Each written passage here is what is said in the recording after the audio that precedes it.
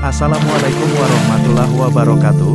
Selamat datang dan berjumpa kembali di channel Caca IPS. Di video kali ini kita akan menjelaskan rangkuman bab 3, yaitu keunggulan dan keterbatasan antar ruang dan pengaruhnya terhadap kegiatan ekonomi, sosial, budaya di Indonesia dan ASEAN.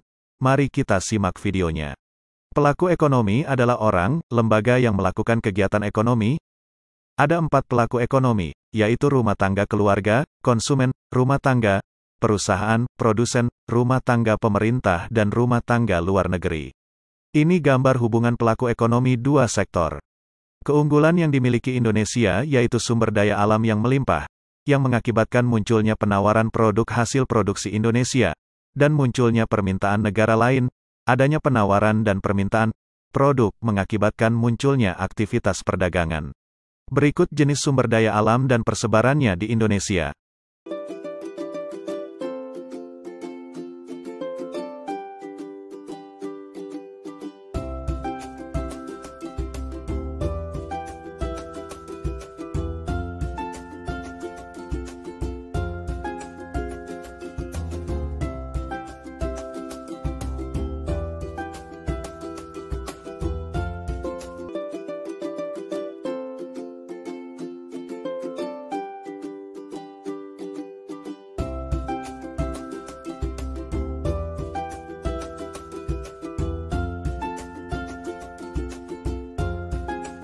Pendapatan rumah tangga keluarga terdiri atas 1. Sewa, rent, balas jasa karena menyewakan tanahnya kepada perusahaan.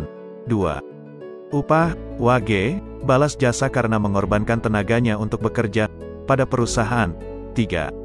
Bunga, interest, balas jasa karena meminjamkan sejumlah dana untuk modal usaha perusahaan.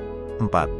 Laba, keuntungan, profit, balas jasa karena memberikan kontribusi berupa tenaga dan pikirannya dalam mengelola perusahaan sehingga perusahaan memperoleh laba.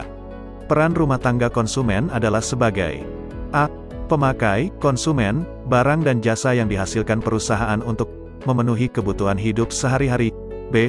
Pemasok faktor produksi kepada rumah tangga perusahaan untuk melakukan proses produksi. Peran rumah tangga pemerintah, pengatur atau regulator dalam perekonomian, konsumen dan produsen. Perdagangan, perniagaan adalah kegiatan tukar-menukar barang atau jasa, berdasarkan kesepakatan bersama tanpa ada unsur pemaksaan. Tujuan perdagangan antar pulau: 1. Memperoleh keuntungan. Keuntungan diperoleh dari selisih antara harga beli dengan harga jual. 2. Memperluas jangkauan pasar, jumlah konsumen yang mengonsumsi barang semakin banyak dan tersebar di berbagai daerah. Faktor pendorong perdagangan antar pulau, antar daerah, perbedaan faktor produksi yang dimiliki dan perbedaan tingkat harga antar daerah. Manfaat perdagangan antar pulau, antar daerah: 1. Menyediakan alternatif alat pemuas kebutuhan bagi konsumen. Perbedaan kandungan alam dan perbedaan produk antar daerah menyebabkan barang hasil produksi yang berbeda. 2. Meningkatkan produktivitas, pemasaran produk yang meluas menyebabkan permintaan produk meningkat. 3. Memperluas kesempatan kerja bagi masyarakat, produsen butuh tenaga kerja tambahan, memunculkan unit-unit usaha baru, seperti jasa kirim, perluasan transportasi. Perdagangan antar negara atau perdagangan internasional adalah aktivitas perdagangan yang dilakukan oleh masyarakat suatu negara dengan masyarakat negara lain atas dasar kesepakatan bersama. Ruang lingkup perdagangan antar negara berkaitan dengan 1. Perpindahan barang dan jasa dari suatu negara ke negara lain. 2. Perpindahan modal melalui investasi asing dari luar negeri ke dalam negeri. 3. Perpindahan tenaga kerja dari suatu negara ke negara lain. 4. Perpindahan teknologi dengan mendirikan pabrik-pabrik di negara lain. 5. Penyampaian informasi tentang kepastian adanya bahan baku dan pangsa pasar. Ekspor adalah kegiatan menjual barang atau produk ke luar negeri. Ekspor dilakukan oleh seseorang atau lembaga. Tujuan ekspor adalah untuk memperoleh keuntungan. Kebijakan pemerintah untuk mendorong ekspor: 1. Memberi kemudahan kepada produsen barang ekspor, berupa kemudahan mengurus perizinan dan memberi fasilitas kepada produsen barang ekspor. 2. Menjaga kestabilan nilai tukar rupiah. Nilai tukar rupiah yang stabil terhadap mata uang asing mempermudah para eksportir menghitung biaya produksi barang ekspornya. 3. Membuat perjanjian dagang internasional, mencakup kesediaan, masing-masing negara untuk menjadi pembeli atau penjual suatu barang, sehingga masing-masing negara memperoleh keuntungan. 4. Meningkatkan promosi, berupa kegiatan pameran dagang, festival olahraga, seni, maupun kegiatan lainnya yang dapat berfungsi sebagai promosi. Promosi dagang tersebut dilakukan oleh individu, lembaga swasta, maupun pemerintah. Faktor pendorong ekspor. 1. Keadaan pasar luar negeri. 2. Keuletan eksportir untuk menangkap peluang pasar.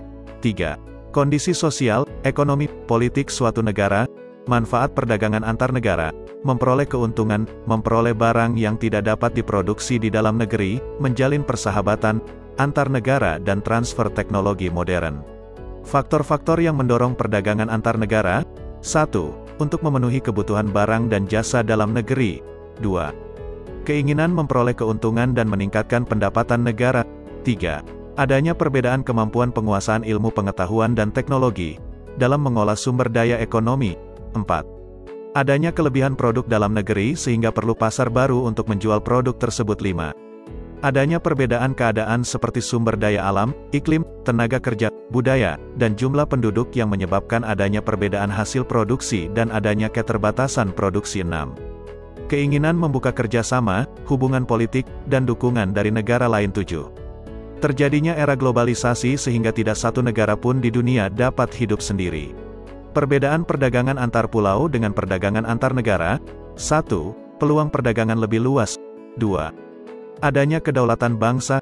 3. Penggunaan kurs tukar. Pembangunan di bidang kelautan diarahkan untuk mencapai 1. Pertumbuhan ekonomi tinggi secara berkelanjutan.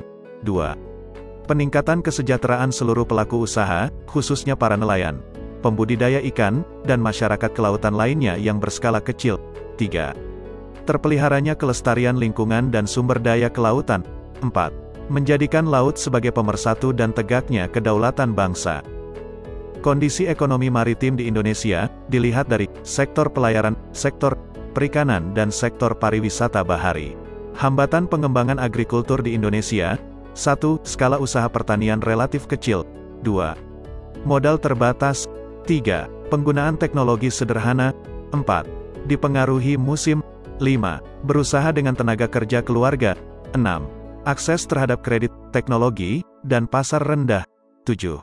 Sebagian besar dikuasai oleh pedagang-pedagang besar sehingga akan merugikan petani. 8. Alih fungsi lahan pertanian menjadi lahan non-pertanian. 9. Kurangnya penyediaan benih yang bermutu bagi petani.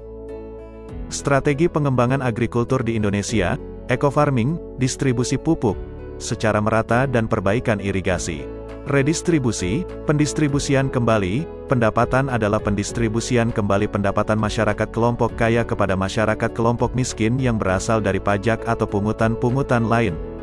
Redistribusi pendapatan ada dua. Redistribusi vertikal, menunjuk pada transfer uang dari orang kaya ke orang miskin, dan redistribusi horizontal, transfer. Program redistribusi untuk pemerataan distribusi pendapatan di Indonesia.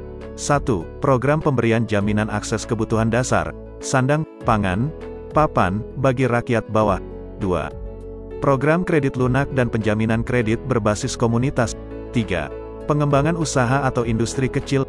4. Pemerintah bekerja sama dengan swasta lokal dan asing untuk menjalankan program Corporate Social Responsibility, CSR. 5. Pemerintah konsisten dalam mewujudkan kebijakan penegakan hukum dan keadilan ekonomi. Alternatif praktik redistribusi pendapatan di Indonesia ada dua, yaitu subsidi dan pengenaan pajak.